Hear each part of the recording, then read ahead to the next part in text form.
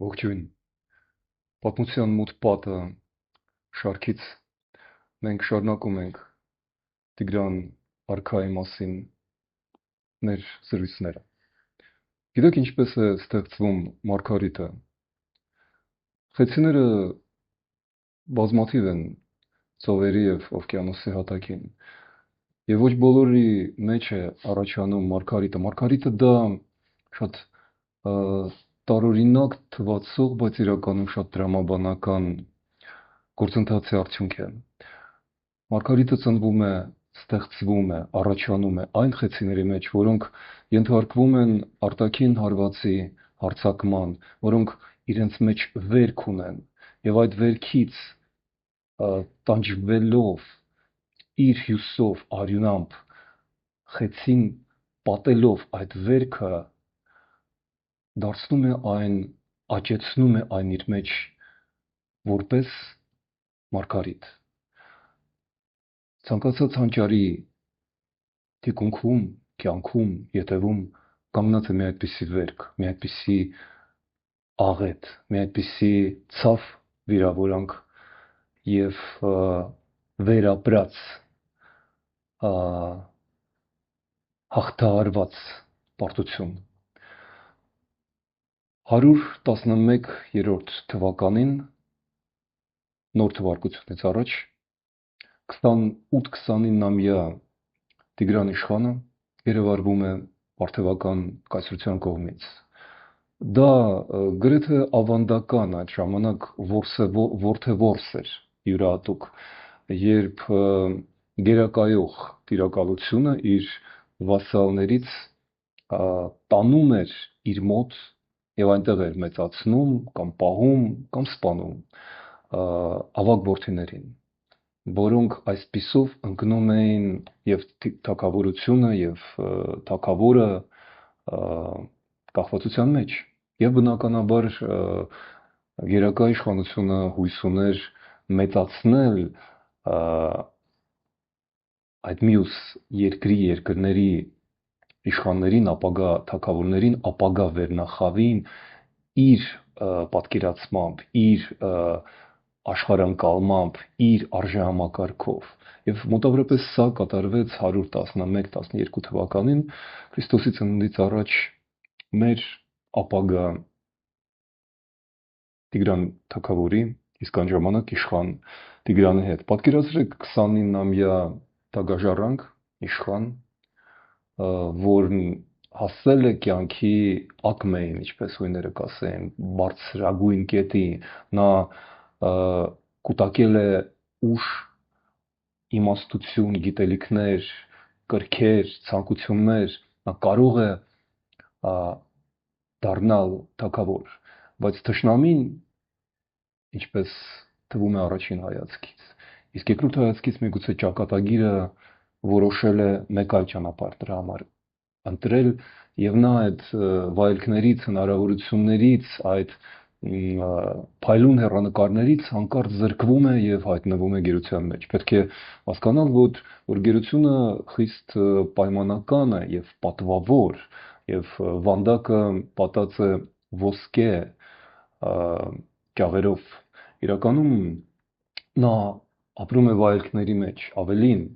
մենք գիտենք հետագա վկայություններից, որ պարթևական արքունիքը նպատակ ուներ ամուսնացնել Տիգրան իշխանին հայոց պարթևական օրիորդների հետ եւ նրան բնականաբար առաջարկում էին պարթևական հսկայական կայսրության ամենագեղեցիկ աղջիկներին։ Տիգրանը հրաժարվում էր։ Տիգրանը ապրում էր այնտեղ, կրկնում եմ, որպես պատվավոր պատանդ եւ նրա սրտում, նրա հոգում աճում էր զայրույթը, որի մասին պարթևները միգուցե ունեին կասկածներ, բայց չէին պատկերացնում, թե ինչի հետ շուտով գործ կունենան։ Դե շուտով, հեշտ է ասել, երկար 17 տարիներ։ Ինչ էր անում Տիգրանը։ Այո, լավագույն ուտելիք, խմիչքներ, հարեմներ, ամեն ինչ նրա համար ստեղծված էր պարթևական արքունիքում։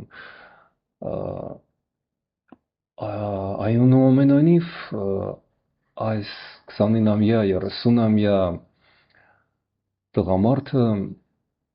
զբաղվում էր ուսումնասիրություններով։ Նա փորձում էր հասկանալ իշխող կայսրության, պարթևական կայսրության ներքին խոհանոցը, մեխանիզմները, դրա բանակի, դրա արքունիքի, դրա դավադրությունների այդ ամբողջ բարդ խաղի օրենքները։ Եվ պարզվում է, որ նա իզուր չէր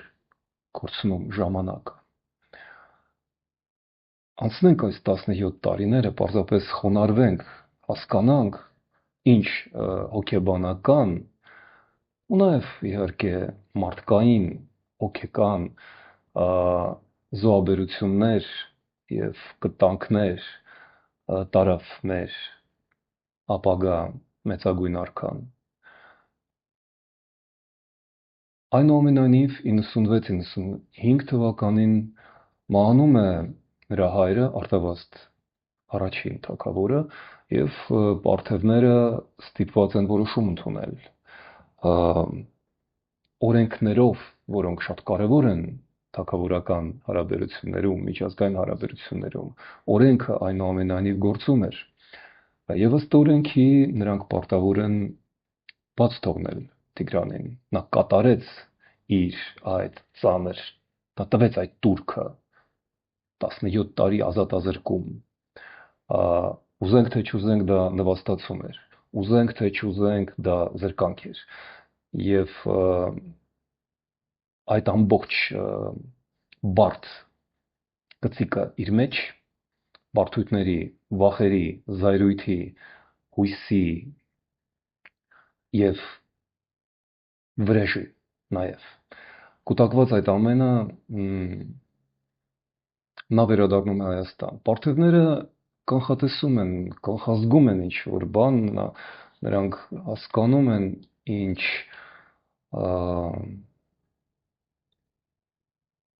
տարօրինակ եւ անսովոր անձնավորություն է այս չխոսքան լուռ հայ իշխանը։ Եվ նրանք ենթարկում են նրան եւս մեկ փորձության, շատ ծանր։ Նրանք որոշում են վարկաբեկել իշխան Տիգրանին եւ որպես նրա ազատության եւ թագավոր դառնալու նախապայման նրանք պահանջում են եւ պարզապես սպիրտ ուժով խլում են ածանցյալ նրանց այդ պահին հայոց թագավորությունից 70 դաշտավայր, այդպես էր կոչվել, պատմության մեջ այդպես մնաց այս սարսափելի նվաստացուցիչ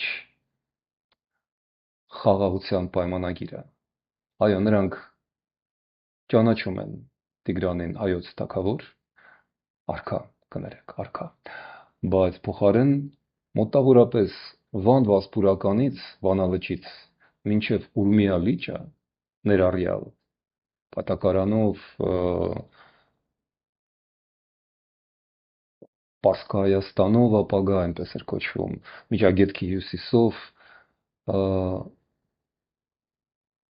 առևանգում են, խլում են Հայաստանից այդ հողերը եւ ներկայացնում են երիտասարդ արքային, հայ ժողովրդին, որպես մի մարդու, ով իր իշխանության համար զոհաբերեց, փոխարինեց իր իշխանությունը այս վիթխարի ահռելի հողային տարածքների հետ։ Երևի մենք կարող ենք պատկերացնել, ինչ պետք է մտածեր հայ ժողովուրդը, ռամիկները, իշխանները, հոգևորական դասերը, քրմերը, բոլորը։ Ահա գալիս է մի մարդ, որի թագի դիմաց Հայաստանը տալիս է իր տարածքների կեսը։ Այսպիսին էր մթնոլորտը, որում սկսեց իշխել Տիգրան արքան մեր թվարկությունից առաջ 95 թվականին։ Ինչ է անում նա։ Նա անմիջապես սկսում է բարեփոխումներ եւ անհավանական անհավատալի, աներևակայելի, աննախադեպ արագությամբ 2 տարիների ընթացքում նա տակնուվրա է անում պետության կառուցվածքը, նա վերզինում է բանակը, նա արմատախիլ է անում բանակի նախկին կառուցվածքը եւ ինչպես մենք կարող ենք հասկանալ, նա առատորեն օգտվում էր այն փորձից, որը ձեռք բերեց պարթևական կայսրությունը, որովհետև նա ուսումնասիրում էր ոչ միայն վայելքները եւ քաղցր արքայական կյանքը, թեև պատանդի կարգավիճակում, նա ուսումնասիրում էր նաև այն պատերազմները, որ պարթևական կայսրության դեմ վարում էին այն ժամանակի թշնամիները, հիմնականում քոչվոր ցեղերը, էֆտալիտները եւ արդեն մողոլական, թուրքական առաջին ցեղերը, որոնք հայտնվում էին կամաց սկյութերի, հոների տեսքով արևելյան տապաստաններից եւ ահա ինչ արել Տիգրանը, նա հրաժարվում է հիկսոսների ժամանակից հայկական զորքի հիմքը կազմող կարգերից եւ փոխարինում է հսկայական ծանր հետևակը փոքր արագաշարժ հեծելազորով։ Դա այն է, ինչ ապագայում կդառնա առասպելական հայոց այրուձին։ Նա փոխում է իր բանակի մարտավարությունը եւ ամենակարևորը ռազմավարությունը։ Նա պատրաստում է իր բանակը պատերազմների եւ արդեն 93 թվականին, 2 տարի անց, նա սկսում է առաջին արշավները։ Սկզբից այն տարածքներ, որոնք առավել հեշտ են, մատչելի բանակի գրավելու համար եւ նա փորձում է իր նորաստեղծ բանակը, նա փորձում է իր նոր պետական ապարատը, նա փորձում է ինքն իրեն եւ նա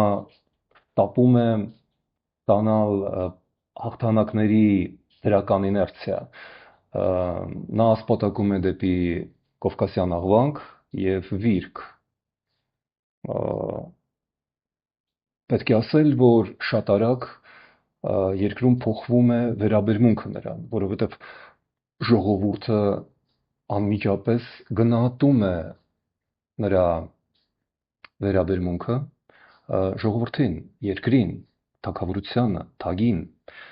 եւ Մովսես Խորենացին դարեր անց նկարագրում է, որ ժողովրդի մեջ տարածվեց հսկայական ոգևորություն, որ մերկերը շորեր հագան, հետևակը դարձավ հեծելազոր, որ տգեղները դարձան սքանչելի, իսկ գեղեցիկները նմանվում էին աստվածների, ինչի շնորհիվ էր այդ ամենը։ Բանն այն է, որ Տիգրանը զուգահեռաբար վարում է շատ հմուտ դիվանագիտություն եւ 90-ական թվականներին նա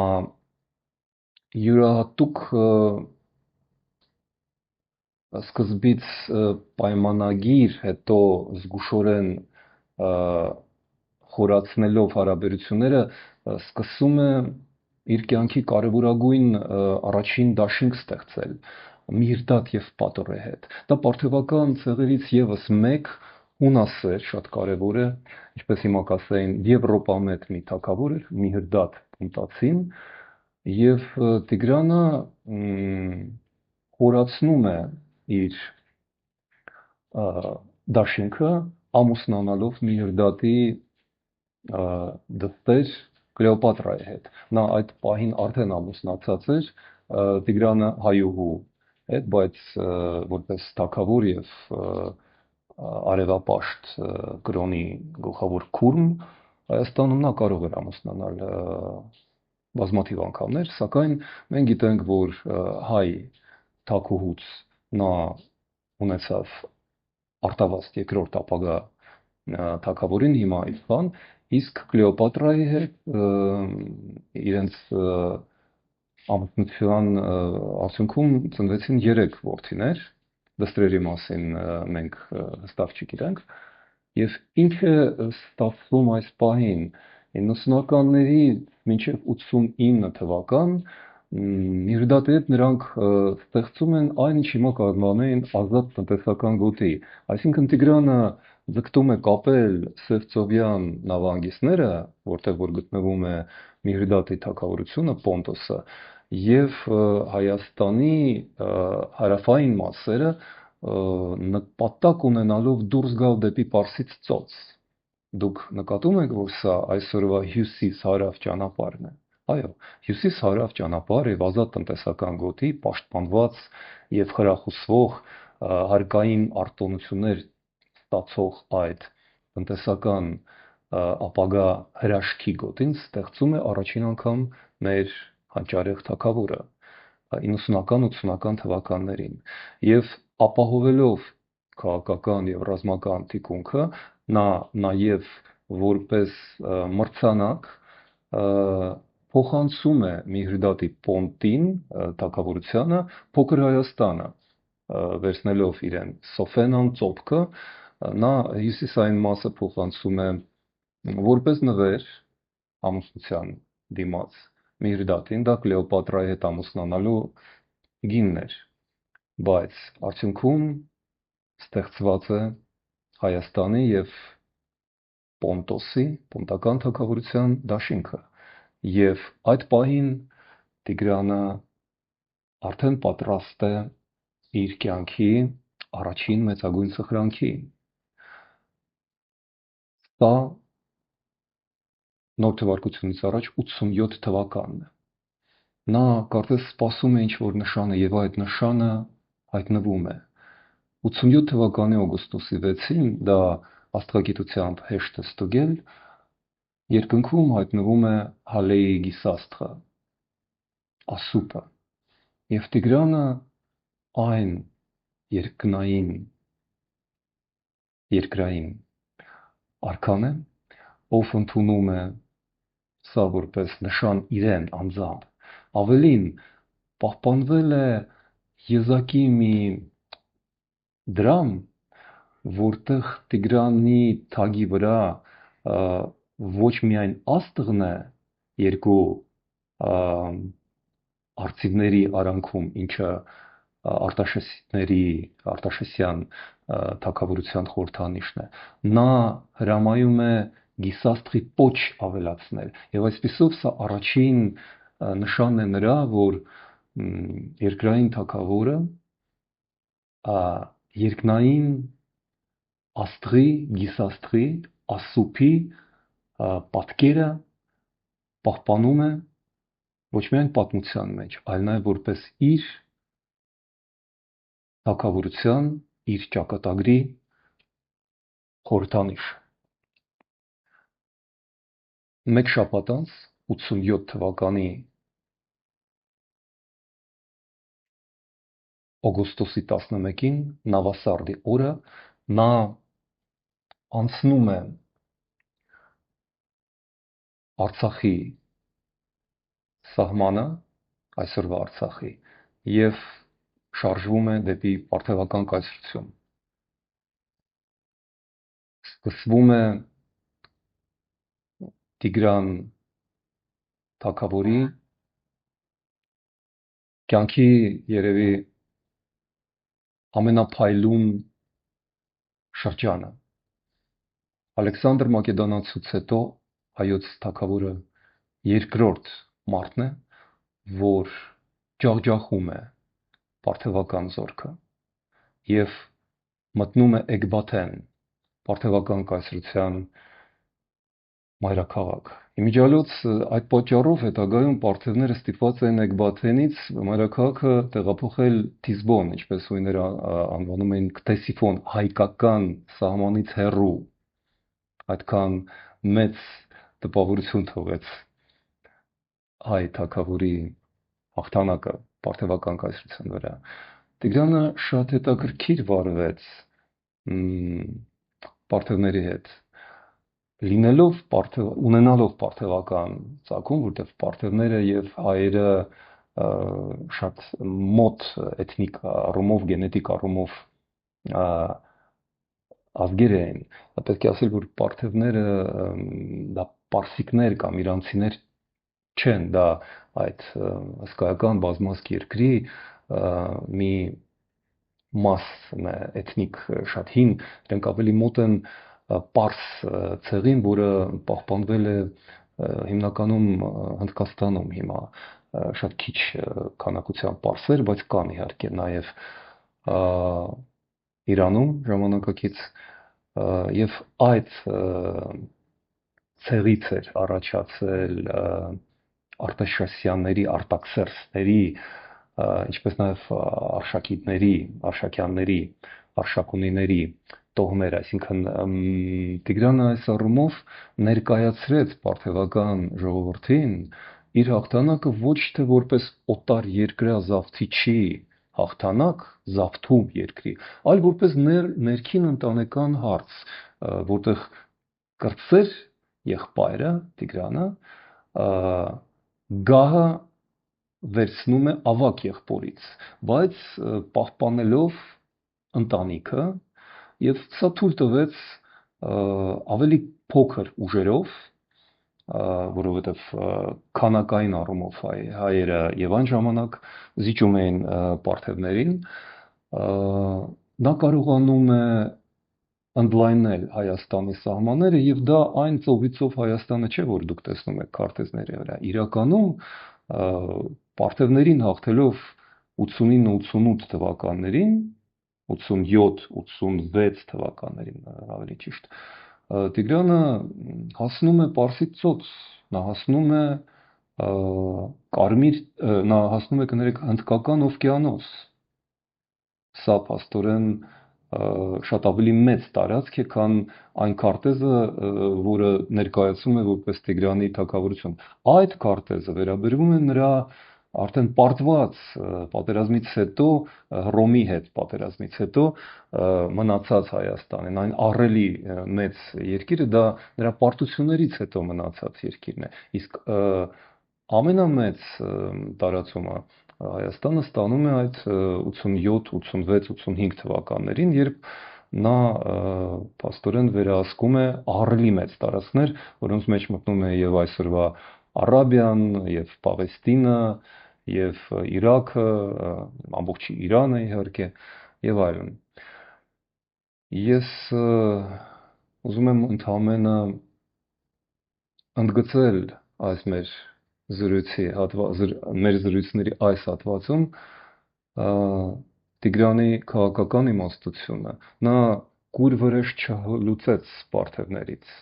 նա կարողացավ հաղթել նրանց, օգտագործելով իմիջիալոց քոչվորական ցեղերի մարտավարությունը, որը նա յուրացրեց իր բանակի համար եւ ծանր հետևակին պարթևական նա հակադրեց իր զորքի թեթև հեծելազորը եւ ստացավ կտրուկ առավելություն արագությամբ եւ շարժունակության հաշվին։ Բացի դա նա կրկնում եմ ներկայացրեց պարթևական ժողովրդին իր հաղթանակը ոչ թե որպես օտար զավթում եւ այդ առումով թշնամություն Հայաստանի հանդեպ չառաջացավ, ոչ, առաջացավ բոլորովին այլ վերաբերմունք, որը պահպանվում է առ այսօր։ Այսինքն ավարտելով մեր զրույցների այս մասը, ես ուզում եմ ընդգծել հենց այս հանգամանքը, Տիգրանի ժառանգությունը պահպանվել է առ այսօր։ Այն ակնածանքը, որը Իրանում պահպանվում է հայերի նկատմամբ, սկսվեց Տիգրան մեծ արքայի օրոք։ Ես հիշեցնում եմ, որ մենք կարիք ունենք ոչ միայն ձեր ուշադրությանը, այլ նաև աջակցությանը։ Մենք կարողանում ենք աշխատել ազատ եւ անկախ շնորհիվ այն անգանակությունների, որոնք դուք փոխանցում եք, եւ այս QR կոդը Buy Me a Coffee, մի բաժակ սուրճ գնեք մեզ համար, խնդրում եմ, այսպես կոչվող այս անգանակությունների տեսակը, ինչպես նաև իհարկե ձեր